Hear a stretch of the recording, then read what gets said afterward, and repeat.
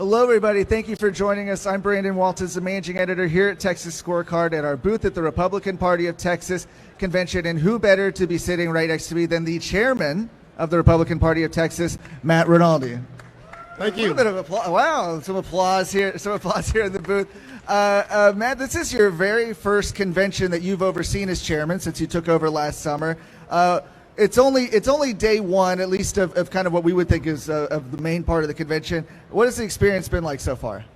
It's been good. I mean, we have nearly 10,000 delegates and alternates.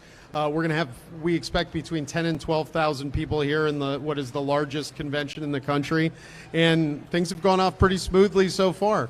There's not a contentious chair election, thankfully. And we had three great vice chair candidates that are going to be vying for the spot.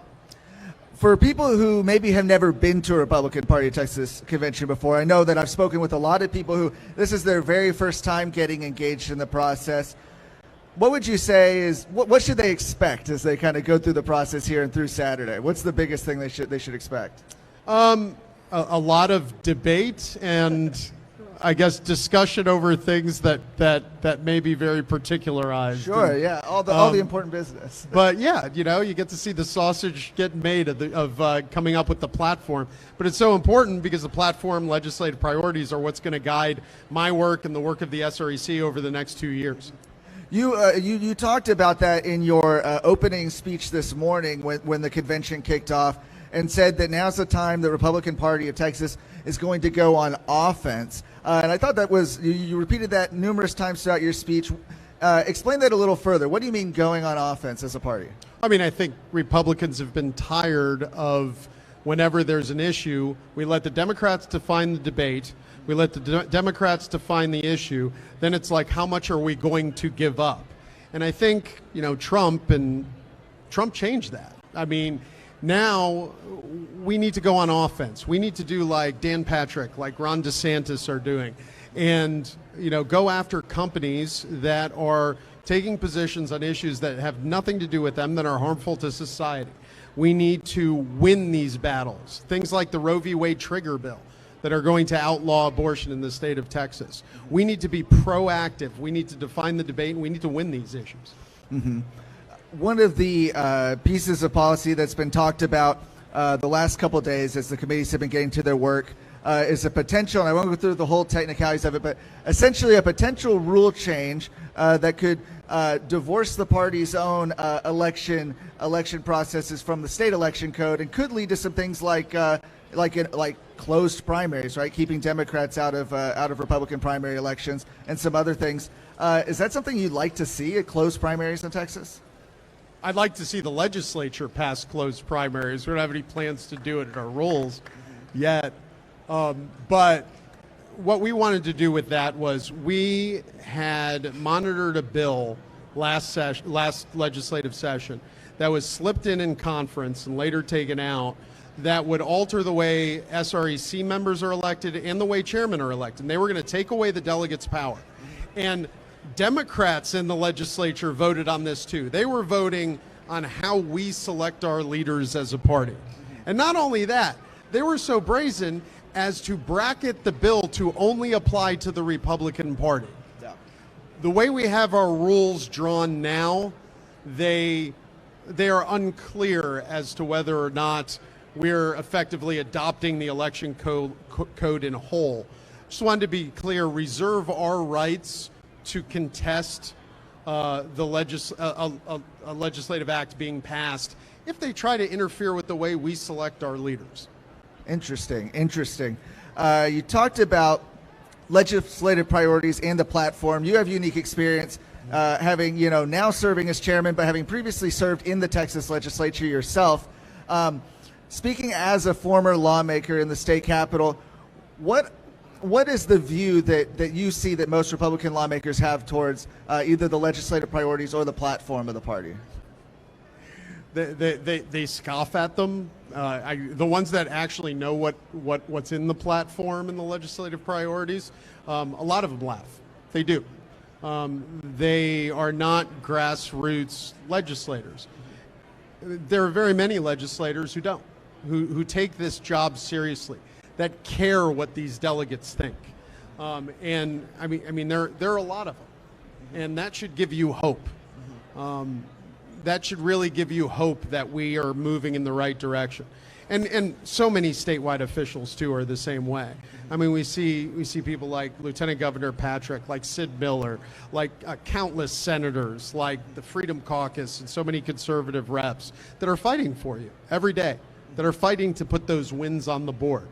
And you know what? There's some people who are just coming over and realizing that, we can win if, we play the game like Democrats have been doing for so long. Do you think that there's a movement now amongst lawmakers to perhaps be more responsive as more people are kind of getting in tune with what's been happening in Austin, what's been happening in Washington, D.C., and are getting more plugged in with the party? I think so. Listen, I think a lot of people in office who ignore the platform don't ignore their constituents who are delegates here. I know when I was in office, every single person in that chamber knew any person who lived in their district who influenced 20 or more people. They could rattle off their names. And sometimes they get texts from them. When we were voting, they'd say, "Oh no, Mrs. Jones is upset." Yeah. And they'd look at it and I just got a text. And it would influence their voting. So you guys do make a difference, and you guys got to keep up the activism because it does work. A specific thing you mentioned again in your speech this morning is ending the practice of giving chairmanships and leadership positions to Democrats when Republicans are in control. Yes. This is something that has been a problem for a long time, but it's something that has gotten a lot of attention recently, especially after Democrats fled for a month and a half to Washington, D.C. last year during the legislative session. Do you think that has a good chance of passing next session? I don't know if it does next session, but I know we're going to get a lot more votes than we did this session. And I'm pretty confident that we're going to do it in the next 4 years. Because it doesn't make sense anymore in this political climate when Democrats are dehumanizing Republicans, when they're asking them to be arrested for their political views, when they're deplatforming them. Why are we giving these people power? Why? It makes absolutely zero sense. And people want to unify the Republican Party. I've noticed of all of the issues, right? Moderates, conservatives, everybody across the spectrum in our party agrees Democrats should not be committee chairs in the Texas House.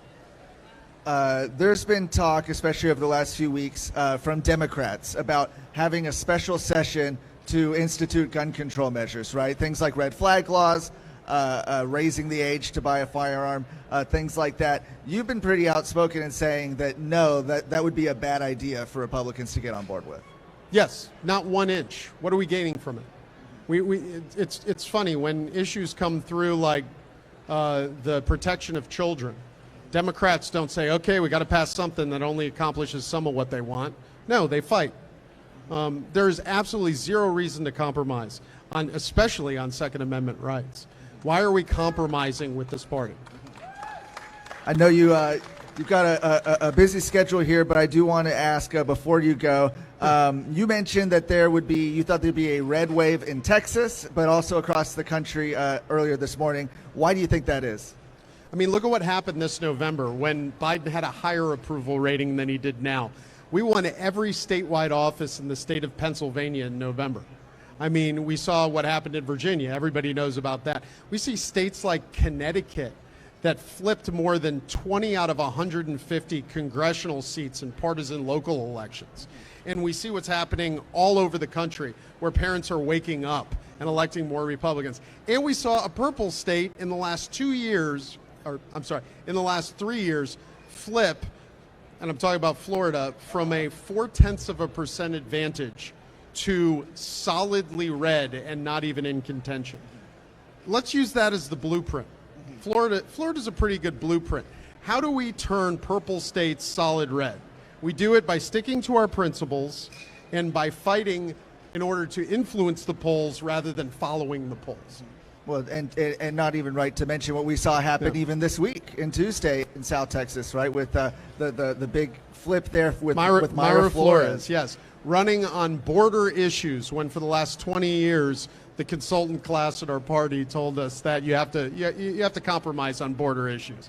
and that's what's winning us, South Texas. Excellent. Republican Party of Texas Chairman Matt Rinaldi. Real quick before I let you go here, if people aren't here, right? If they're watching at home, they didn't come to the convention.